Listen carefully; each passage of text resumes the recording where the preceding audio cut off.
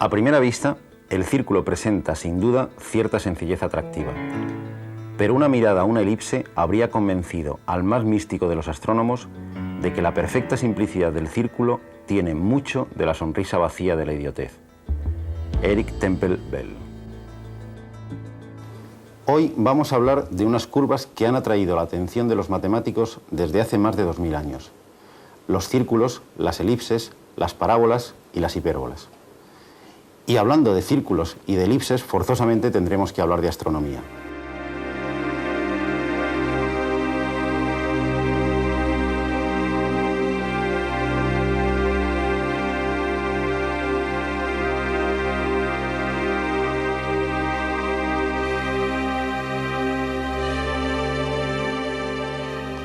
Pero estas curvas están mucho más cerca de nosotros de lo que podíamos sospechar. Cada vez que bebemos en un vaso, vemos al menos dos de ellas, un círculo y una elipse. Las sombras proyectadas por una lámpara en una pared forman las cuatro cónicas.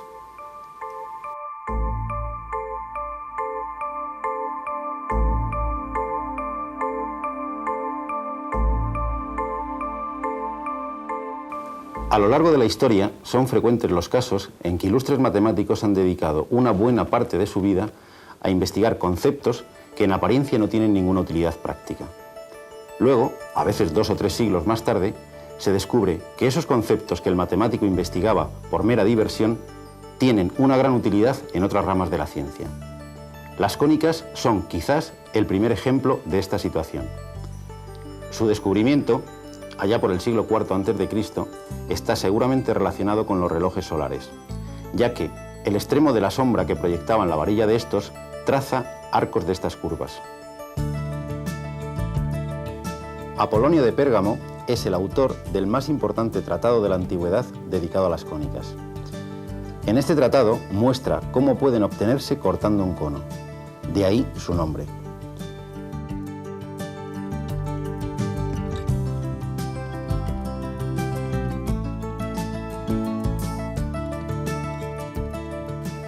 Nosotros vamos a verlo con este matraz que hemos llenado con agua coloreada. Si lo mantenemos vertical, la superficie del agua dibuja un círculo, igual que en cualquier vaso. Pero si lo inclinamos, el círculo se va estirando y nos aparece una nueva curva, la elipse. Si continuamos inclinándolo hasta que esta línea quede paralela al suelo, la generatriz del cono, obtenemos nuestra tercera cónica, la parábola. Si continuamos inclinándolo, nos aparecerá una rama de hipérbola, nuestra última cónica. Desde un punto de vista práctico, la elipse, al igual que sus parientes, la parábola y la hipérbola, permanecieron durmiendo un largo sueño histórico de más de 2000 años. Precisamente hasta el siglo XVII, en que el famoso astrónomo Johannes Kepler le da a la elipse el papel de protagonista en la película que explica el movimiento de los astros alrededor del Sol. Kepler, después de muchos años de observaciones y de cálculos sobre Marte, afirma que su órbita es una elipse y coloca al Sol en uno de sus focos. Pero, ¿qué es eso del foco? Quizás dibujando una elipse mediante un sencillo procedimiento lo descubramos.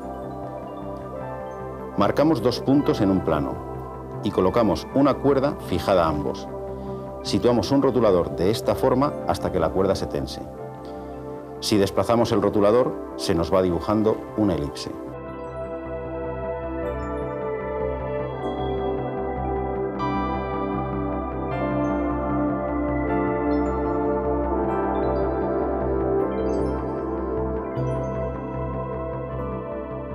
Cada uno de estos 2 puntos es un foco de la elipse. Y es fácil comprobar que la suma de las distancias de cada punto de la elipse a los 2 focos es siempre la misma, la longitud de la cuerda. Esta propiedad es la que caracteriza geométricamente a la elipse. Las elipses nos deparan alguna sorpresa. Seguramente, en alguna ocasión, se habrán sorprendido de la acústica de algunas estaciones de metro. Estando en un andén, a veces se puede oír una conversación mantenida por personas situadas en el otro, como si estuviesen a nuestro lado. Este fenómeno tiene que ver con la elipse. Una propiedad curiosa de esta curva es que si desde un foco lanzamos un objeto que rebota en la curva, la línea que describe tras el rebote pasa por el otro foco. Esto es lo que sucede en las estaciones de metro. Ya saben, a partir de ahora, si no quiere que se enteren de sus conversaciones, procuren no situarse cerca del foco de la bóveda. En la arquitectura renacentista también encontramos elipses, sobre todo si nos fijamos en arcos de puentes o soportales, aunque sin duda el ejemplo más bello lo constituye la planta y la bóveda elíptica de San Andrés del Quirinal en Roma. Aunque estamos acostumbrados a que muchos deportes utilicen balones esféricos, hay uno que utiliza un balón muy relacionado con la elipse, el rugby. Si cortamos el balón de forma longitudinal, lo que obtendríamos sería aproximadamente una elipse. El nombre científico de este balón es el de elipsoide de revolución.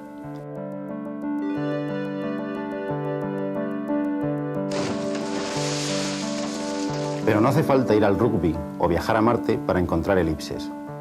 Aprovechen sus paseos por las playas o por el río. Muchas piedras, debido a la erosión, tienen forma de elipsoide. Si las cortamos mediante planos perpendiculares, obtenemos elipses.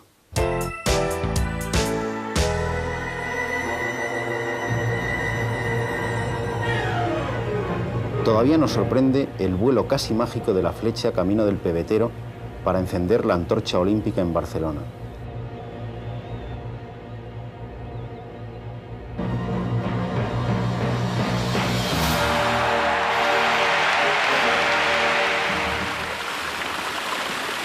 En apariencia, poco tiene que ver el efecto sedante que nos producen estas fuentes del Generalife con el vértigo de esta serie de triples de un partido de baloncesto.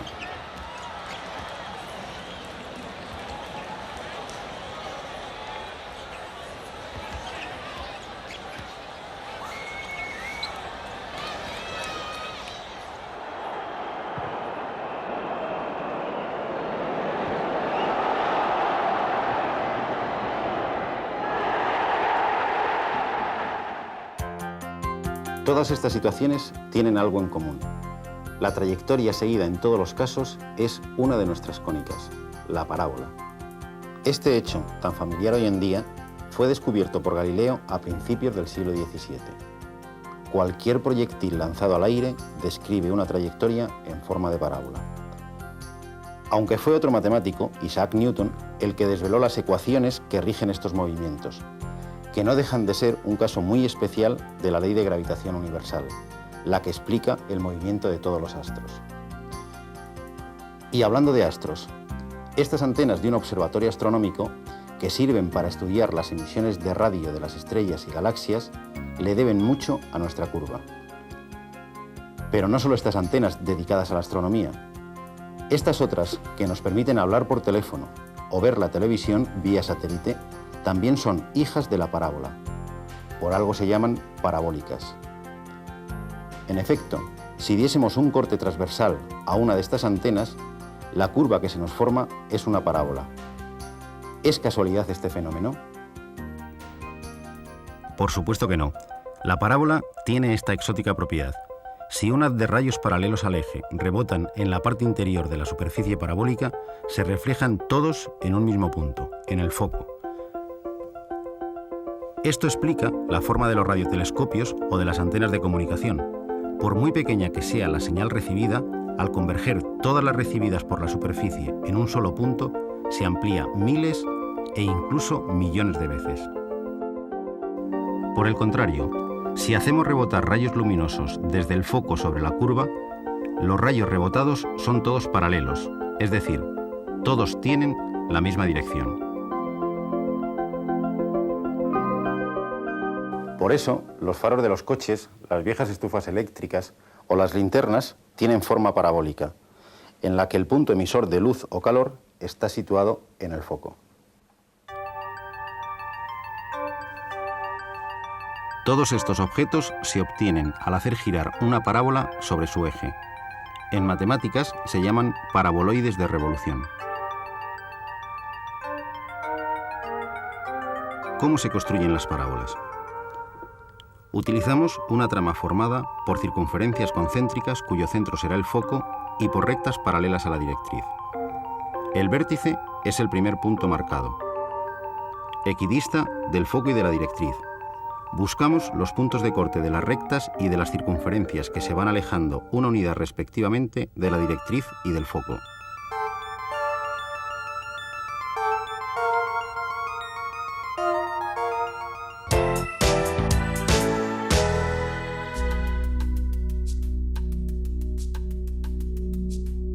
Estamos en una central térmica. Estas enormes torres llaman inevitablemente nuestra atención por su extraña forma. Miremos su perfil.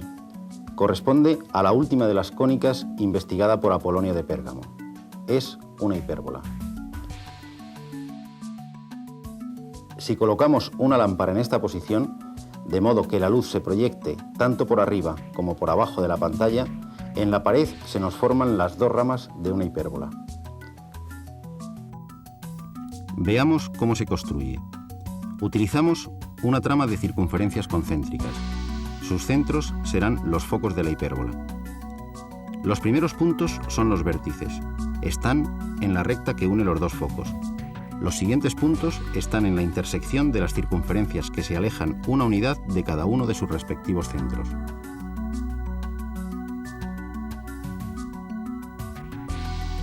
Según nos alejamos del centro, las ramas de la hipérbola se aproximan cada vez más a estas rectas, aunque nunca llegarán a cortarlas. Estas rectas son las asíntotas de la hipérbola.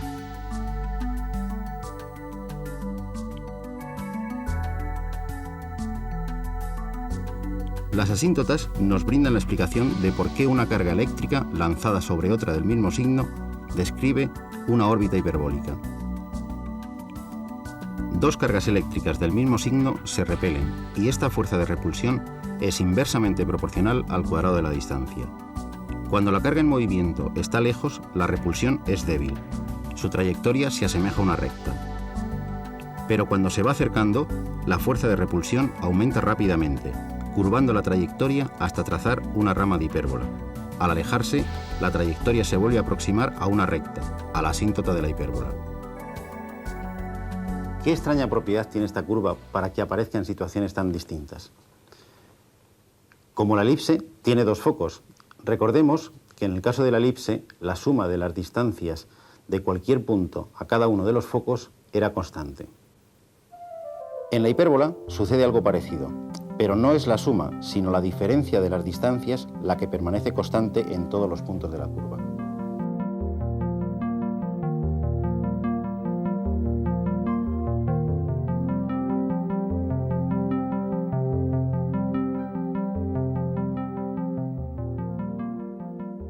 A lo largo del programa hemos visto que estas curvas han contribuido de manera notable y en muchos aspectos al progreso de la humanidad. Sin su conocimiento, el hombre no habría pisado la Luna, ni enviado naves a Júpiter, y lo que es más grave, ni siquiera podría explicarse el movimiento de los planetas en el sistema solar. Sin embargo, una inquietante pregunta sigue flotando en el ambiente. ¿Qué llevó hace más de 2000 años a Apolonio, Arquímedes y otros sabios griegos a dedicar una parte muy importante de su vida al estudio de estas curvas? ¿Realmente fue solo el placer intelectual ante objetos abstractos tan exóticos? Seguramente nunca lo sabremos, pero eso no impide que les estemos profundamente agradecidos.